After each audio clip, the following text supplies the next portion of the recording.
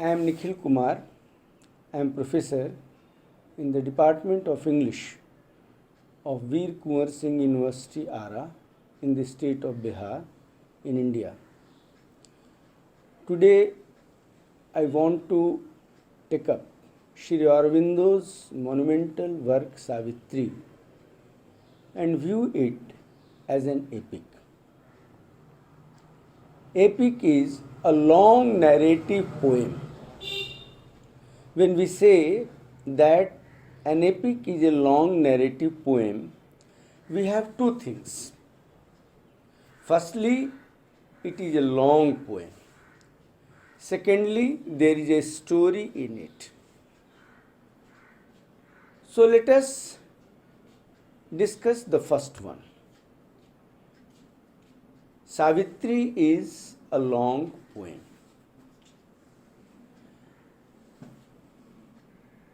We have Gayatri Mantra. This Gayatri Mantra has been given to us by Rishi Vishwamitra. Om Bhur Bhuvah Swah Tat Savitur Varenayam Bhargo Devasya Dhimahi Dhiyo Yo Na Prachodayat. This Gayatri Mantra consists of 24 syllables. In fact, the vision which is contained in this Gayatri Mantra has been widened into such a vastness that the divine truth which is contained in Shri Aurobindo's Savitri comes to be expressed in 24,000 lines. I must tell you that Shri Aurobindo's Savitri consists of 24,000 lines. It makes a long poem. So, the truth which is there contained in the traditional Gayatri Mantra has been developed, has been evolved by Shri Aurobindo into a great vision. And to enter into that vision, we shall have to ascend evolutionarily to the higher planes of consciousness. In fact, Shri Aurobindo has also written the Savitri Mantra, a Gayatri Mantra it is called. It is in fact Gayatri Mantra which is also called the Savitri Mantra. The basic difference between the Gayatri Mantra of Vishwamitra and Shri Aurobindo's Savitri is this, that the former speaks of the truth of the spiritual illumination of the mind of man. There is the truth of the spiritual illumination, and the spiritual power which is contained in the Gayatri Mantra is for bringing about that very spiritual illumination in the mind of man. But in Savitri, the epic, or in the Gayatri Mantra written by Shri Aurobindo, we find a transcendent power, a transcendent consciousness. That transcendent consciousness and power will descend into the being of man and it will not only descend, it will bring about the transformation of the being of man. The basic difference is between the two is that the former, that is to say the Gayatri mantra of Rishi Vishwamitra, spiritually illumines human mind. There is the manifestation of the spiritual consciousness in the Gayatri mantra of Rishi Vishwamitra. But in Sri Aurobindo's Gayatri mantra, or to say in his epic Savitri, there is a transformation not only of the mind of man, but of the body of man, physical transformation of man. Rishis have discovered that we are made up of body, life and mind. These are the three constituent parts of the being of man. So other rishis speaks of the spiritual manifestation. Or if we accept the views of some others, there is a spiritual transformation of the mind, maximum of the life. But no other rishi could view the physical transformation of man, the body of the man. Sri Aurobindo has discovered the transcendent consciousness, the consciousness which exists beyond the plane of creation. And he has called it the supramental consciousness, because supramental consciousness is essentially the integral consciousness. He not only discovers that supramental consciousness, that transcendent consciousness, he embodies that very consciousness. Because he embodies that very transcendent supramental consciousness, he could be able to know that the transcendent supramental consciousness will descend into these three parts of man, and there will be the supramental transformation of the mind, of the life and the body. So there will be the supramental transformation. Supramental transformation means the transcendent integral divine supramental consciousness will be established into the being of mind, into the being of life, into the being of body. So these three parts will be governed by the supramental consciousness. Rather, these three parts themselves will be transformed into supramental consciousness, because the matter consciousness or body consciousness is separative consciousness prior to the transformation. Life consciousness is also the separative consciousness. Mind consciousness is also the separative consciousness. But with the descent of the transcendent supramental consciousness into the beings of these three constituent parts, they no longer remain the separative consciousness. So supramental transformation will be established into the being of man. We shall discuss further all these things, but I have spoken all these things to say that to contain such a truth and to envelop the supramental consciousness into his epic Savitri, his epic came to be consisting of 24,000 lines, and in this way Savitri becomes a long poem. So earlier I told you that um, an epic is a long poem. So in this way, Savitri fulfills the first criteria of being a long poem.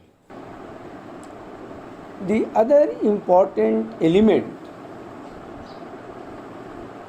in the statement that epic is a long narrative poem is this, that there must be a story in this long poem. So in Sri Aurobindo's epic Savitri, we have a story.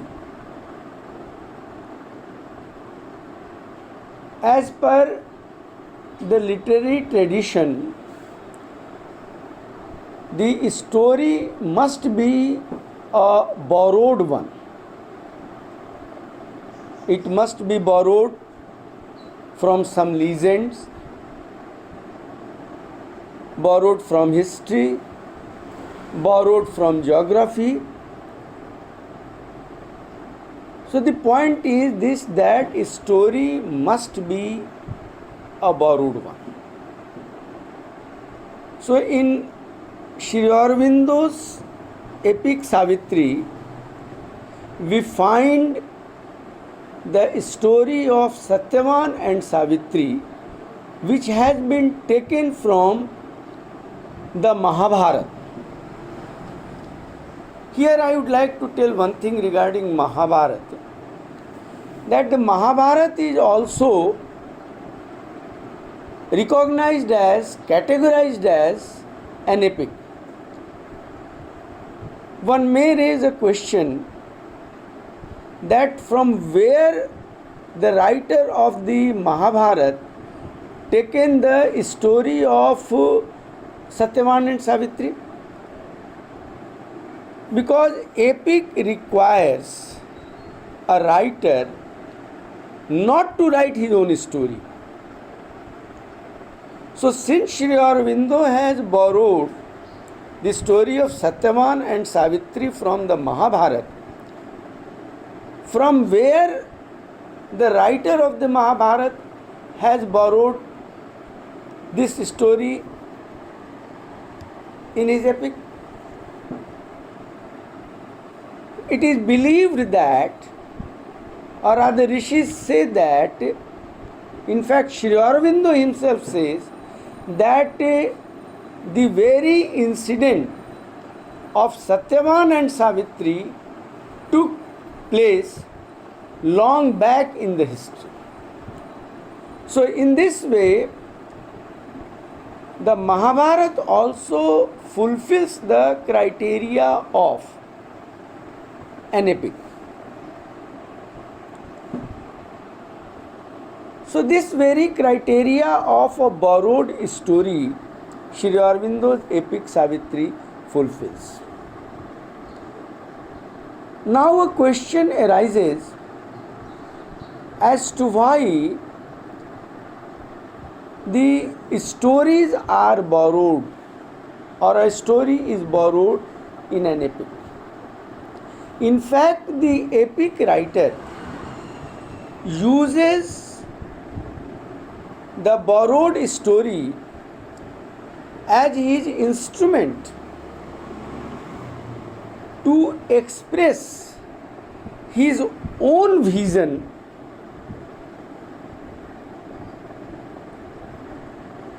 That is to say, the story manifests the vision of the writer. Ashwapati had no issue. He had no child. So he wanted to have a child. Therefore, he undertook a tapasya to please the god so that he could be blessed with the boon of a child.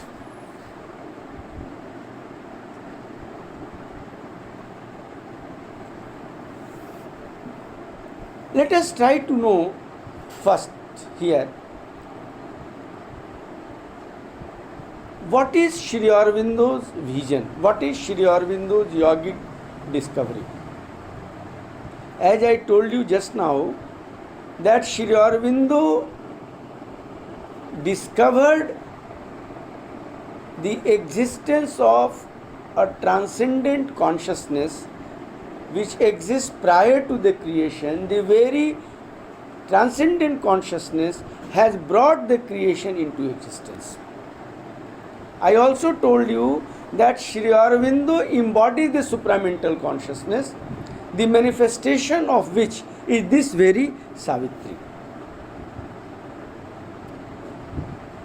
Such manifestation we find firstly in the opening canto itself, which reveals very beautifully the picture of the pre-creation state of existence. It is only this transcendent consciousness which is capable of doing so. So Shri Aurobindo not only discovered, as I told you earlier, this transcendent supramental consciousness, he also discovered the truth that the supramental consciousness will descend into this earthly existence, and earthly existence will undergo the supramental transformation. But there is a requirement for man to bring down the supramental consciousness. Man is required to undergo yoga. In Shri Aurobindo we find a yoga which is called the integral yoga. It is called integral yoga because out of this very integral yoga we find the three yogas. One is the yoga of the soul transformation of the body, life and mind, which are the three constituent parts of man. Shri Aurobindo calls it the psychic transformation. He also calls it psychicization. Shri Aurobindo uses the term psychic as an adjective of soul. And now the word psychic has been accepted worldwide as an adjective of the soul. So for the first time, Shri Aurobindo used the word psychic as the adjective of soul, so he calls it psychicization. Psychicization of body, life and mind. The other yoga for this supramentalization or for undertaking the yoga of supramentalization is the yoga of spiritual transformation or the spiritualization of the being of man. And finally, there is the yoga of supramentalization. These three yogas are inherent in Shri Aurobindo's integral yoga exactly in the same manner in which all the seven colors are inherent in the sun ray. Rather, it is the sun ray which is the origin of all the seven colors. So, the integral yoga is the origin of the three yogas. So, I was talking of Ashwapati's tapasya for having a boon from the Supreme for a child. Shri Aurobindo utilizes this very traditional story for revealing the yoga of psychicization. So in Shri Aurobindo's Savitri, Ashwapati's tapasya is shown as a yoga undertaken by him, and this is the yoga of the psychicization. In fact, Ashwapati's yoga is also the yoga of spiritual transformation or spiritualization. He undertakes the two yogas, the yoga of psychicization, the yoga of spiritualization.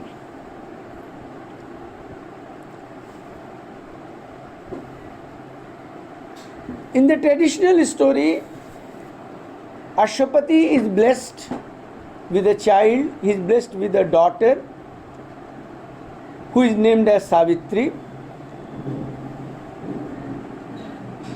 In the epic, the same thing is here. Ashwapati is shown to be blessed with the daughter Savitri as a result of his two yogas.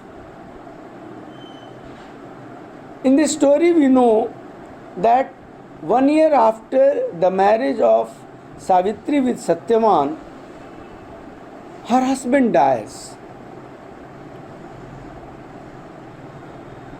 In the traditional story, Savitri undertakes a tapasya for winning back the soul of her husband. In his epic Savitri, Shri Aurobindo presents Savitri's yoga. Savitri undertakes a yoga for winning back the soul of her husband. And this yoga Shri Aurobindo calls the yoga of supramentalization. Her yoga is the summit of the yogic consciousness. So what I mean to say here, that in order to reveal the truth of the integral yoga, Shri Aurobindo utilizes the traditional story of the tapasyas of King Ashwapati and Savitri. This is tapasya. So the borrowed story is utilized by an epic writer for expressing his own discovery of the truth. This is what Shri Aurobindo has done. So the three yogas are quite different yogas. So that is another aspect, another issue. I have already spoken in one of my video lectures on Shri Aurobindo's integral yoga on these three yogas. So here I want to concentrate myself on Savitri as an epic. So in this way, Shri Aurobindo's monumental poem Savitri fulfills all the conditions very perfectly to be categorized as epic in the world of literature. That's all. Thank you very much.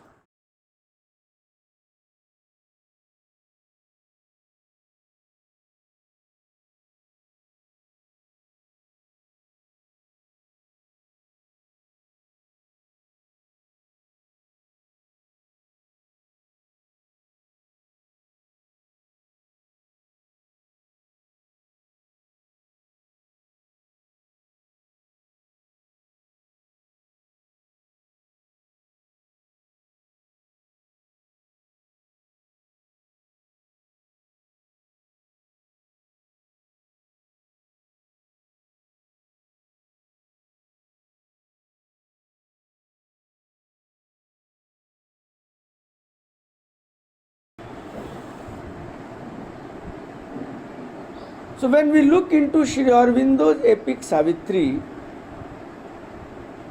and the traditional story of Satyavan and Savitri, we find the same thing. All of us know that in the traditional story,